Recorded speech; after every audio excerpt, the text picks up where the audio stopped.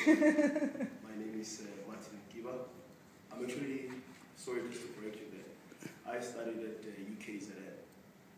I studied for an LLB, and at the moment I'm working here at a law firm. It's a corporate law firm by the name of Clifton Kaufman Attorneys. I'm in my second year of articles, and I'm very honored to be here just to be able to address you. Is that okay? Of course.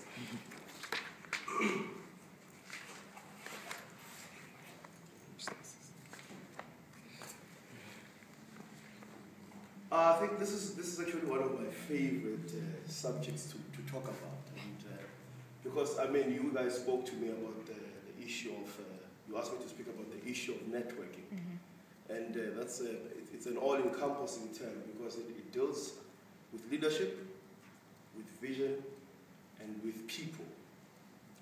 And I respectfully submit that it's about people. It really is about people. It's not about programs, it's not about visions, it's not even about connecting, it's about people. And I think this whole talk will basically say, strive to add value wherever you serve. Strive to add value. I think many of us, whenever we speak of things such as networking, we always think of what can I get from other people. It's like, I mean, let's use an example of a woman. If you had to ask a woman what she wants in a husband, she would tell you all these great things. I mean, she'll give you the five this and five that, and somewhere along the line, we get caught up in finding the right people that we forget to be the right people ourselves. It's about people. It's about people. And I want us to just really expound on this issue of networking. And I know that you guys are going to be really impacted by this talk. So the first point that we'll talk about is the issue of networking as it relates to vision. One needs to have a vision. And that vision has to do with people. I think, Morotwa, I think you are the president, right? And you will have a vision for the upcoming year. However great it may be, it's only for that year. But the work that it does in people's lives has to be much greater, and it has to outlive next year. I mean, I've been in quite a lot of organizations where there was, let's say, a particular vision, a great vision for that matter. But, you know, you cannot really remember what exactly happened. But the vision itself did an amazing work in one's life, in one's character. So that's the same thing as well this year, is that as a leader today, you don't use people to achieve a vision.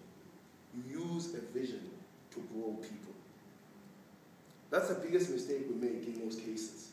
We've become so project-orientated, so goal-orientated, that we forget that the real issue is people. The reason why we serve is because of people. Nelson Mandela once said that, you know, the strength to South Africa is not in its resources. I mean, we have the greatest natural resources in this country. I mean, we have platinum, we have gold, we have all other types of minerals. But the real issue is not in the resources. If really it came down to resources, let's be honest, Africa would be the richest place in the world. But we don't see that. Why? Because we're not able to manage the people that we're dealing with.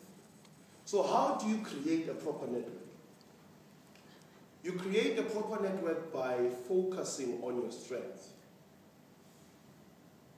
You create a network by focusing on your strengths. Remember I said that the whole issue is how can I add value? You know, many of us spend too much time trying to work on our weaknesses. And what we fail to understand is this. Let's put it this way. Let's say if your speaking abilities, you're a 5, okay? No matter how much you work on it, you'll never be an 8 on it. So what you need to do is to focus on your strength. Make sure that whatever that you are doing is in line with the way that you are wired naturally. Because ultimately, we're trying to give the best of who we are.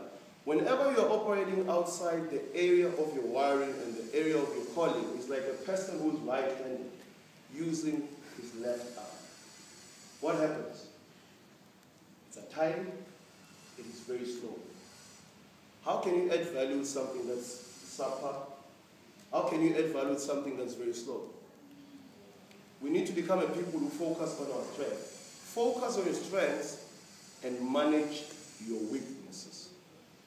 That's the most important thing here. And I've jotted down 4 points concerning some of the disadvantages of when someone operates outside of their calling.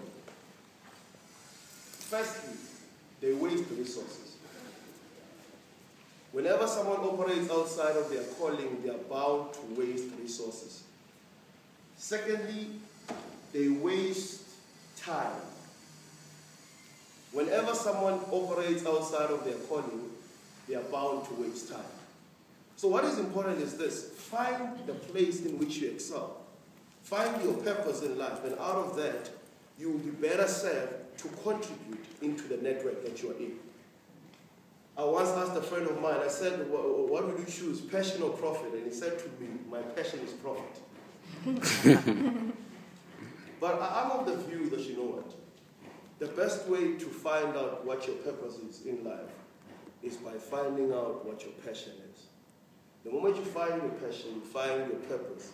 And when you find your purpose, you find your profit. Many of us are operating outside of our calling. And what happens? We can't create strong networks because we don't add value. We are slow, we waste resources. Networking has to do with purpose. And I believe that, you know what, when you find your purpose, you get into an area of possibility. Where there's purpose, there's possibility. And where there's possibility, there's productivity. And where there's productivity, there's promotion. And where there's promotion, there's prosperity.